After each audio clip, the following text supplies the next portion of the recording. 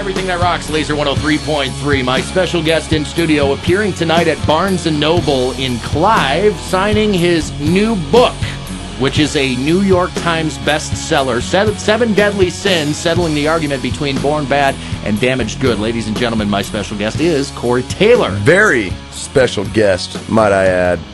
You know, I mean, I'm not rubbing it in or anything. But. Adjectives will be flying here today. And adverbs. And adverbs. Yes, speaking very eloquently.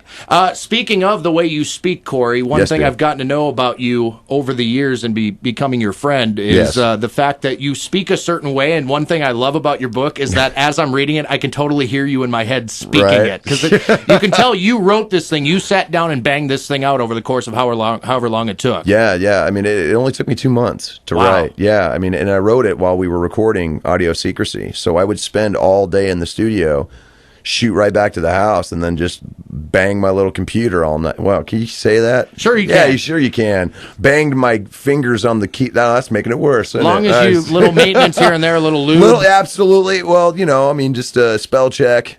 You know, gotta love it, which sometimes I need it, but not really. But. Little TLC for your computer equipment. But Seven Deadly Sins, certainly you're no stranger to any of these sins throughout the course of your decorated life, Corey. Yes, no, not at all. I know my way around them. Let's put it that way. Sure you do. I got the scars to prove it.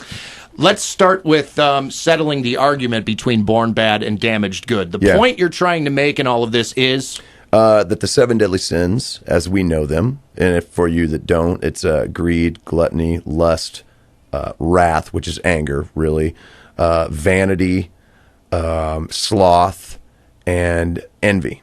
And those are the seven. Those things, to me, are not sins. They are not sins. They are human feelings, emotions. They're human traits, basically. They're a way for us to learn from our mistakes and move on and be better people. They can lead to sin. They can definitely lead to sin, but they're not. The emotion itself, the feeling itself, is not a sin. That's basically like saying being human is a sin. And to me, that's a crock. I think that's a cop-out. I think it's another way for religious zealots or just zealots in general to control us. So it's me basically making that argument, telling some stories from my past, being on the road and whatnot, and basically saying, look, I've rolled around in all of these sins like a dog in the grass, and I've come out the other side. I'm a better person for it. So how can they be sins? I even go as far as to offer 7 new sins, which to me, you know, if you're gonna modernize something, you go for it. You know what I'm saying? All technology is updated. These sins should be updated. It's a very good point. One of those new sins is crappy music. Let me do the list. Let's hear it. Okay. Murder, rape. Yep. Well, excuse me. Murder, child abuse, rape, torture, lying, theft, and bad music. Yes, absolutely. And it's true. And the more I explain that to people, the less it becomes funny, because it is funny. And I really only threw it in there to kind of lighten that, because it's a heavy, heavy list. Sure it is. But the more I thought about it and the more I explained it to people, the more like, God, you're right. That's absolutely right. You know? So I think it just, it makes more sense. This book is extremely personal. There's a lot of stories in there that have not been told before, and you're letting it out there for everybody to see. And to a certain extent, the experiences and the things you've been through, good and bad, have led to this new list of 7, which makes so much more sense after you read the book. Yeah, definitely. I mean, it's one of those things that, you know, I mean, I've made peace with, you know, my childhood and whatnot, and the mistakes that I've made over the years, a long time ago. And but at the same time, I didn't realize a lot of the baggage that I was kind of carrying around still. You know, even though I'd kind of, you know, accepted the fact that, you know, I am who I am because of the things that have happened to me. Once I wrote the book and I kind of got it out, I immediately felt like about 100 pounds lighter, and it was just like, whoa, really? Wow, you know. I mean, it's crazy, like how much stuff you carry around with you. There are certain things you can work out musically with a Slipknot or a Stone Sour, or both for that matter, that you can't necessarily get out when you look at what you did with this book. I mean, the words and the way you put the words on the page as opposed to words in a, catchy lyric in a song. They're just completely different worlds, too. So I understand what you're saying there. Yeah. I mean, it was definitely one of those things where it's like, I really, really enjoyed writing this book. I mean, I love writing music. I love writing songs. But when you're writing a song, I mean, you really have that structure that you have to, deal with, unless you're Mars Volta. And then you can go on for 26 minutes. Rules are out the window. And not have one single word ever, I mean, but to me, I mean, when you're writing a book and you're writing a chapter, all you really have to do is make your point. You've got all the time in the world. You've got all the room in the world you want, and it just felt really good to do that.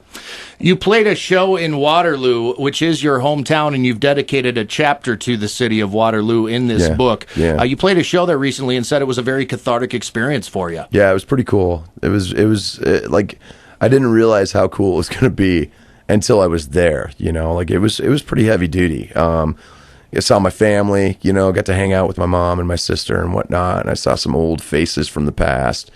It was very, very weird because, I mean, we played at the old Cattle Congress. And I can remember walking around there as a 12, 13-year-old. I mean, it was basically like the Iowa State Fair, except a little smaller. Mm-hmm. I saw so much weirdness go down there, man, that I was just like, whoa, I can't believe I'm back here. And of course, in my haste to park for that show, I clipped the bus with my brand new Range Rover. Oh, no. I'm an idiot. Yeah. Very, very slight damage to the bus, but the Range Rover was totaled. But no, it wasn't totaled. I mean, you can barely tell. Barely tell. I mean, even a little scratch on a brand new vehicle is gonna freak you out. It bummed me out. Like, I mean, it was like a little. I mean, it was about the size of a penny, really. I mean, or a dime, actually. But it was still like, oh no, what have I? Not off to a good start. Stupid? Yeah, not a great start. No. But it was totally cool. There's a lot of things I want to cover with you. You're again, join Corey tonight at Barnes & Noble, 7 o'clock. That's the one on University and Clive, where you're going to be signing. You're going to be taking some questions from people, I understand. Yeah. That'll be cool. Yeah. There's always that part of you that's like a little nervous when you open it for the Q&A, and you're just like, oh, God, okay, that didn't go nearly as bad as I thought it was going to. But well, in a place like Des Moines, though, you figure it would probably be a little more well thought out. I mean, because people here, they've taken ownership of your bands. They know you more than they know you in some of these big cities you've been doing these signings in. So it's an honor to have you do a signing of this book here in your hometown, and people really appreciate that. Well, I mean, and that's the thing. I mean, there was never a doubt that we were going to kind of end this part of the book tour here. I mean, this is my hometown, it's my state. Like it was just it's my home. I still live here. And it's important to me to let everyone know that I take that very I have a lot of pride in coming from here, regardless of the things that I've gone through. I mean, I'm an Iowa boy through and through. So. Well, again, it's very cool, and we look forward to the book signing a little later on tonight and meeting some interesting people in addition to the extended family you have. Won't be nearly as cool as, say, a bikini contest at Hooters. Maybe not. Which, I got to be honest. Well, I won't say anything. But, I have several colorful metaphors that could go into that, but I'll keep them to myself. It's going to be good times. Now...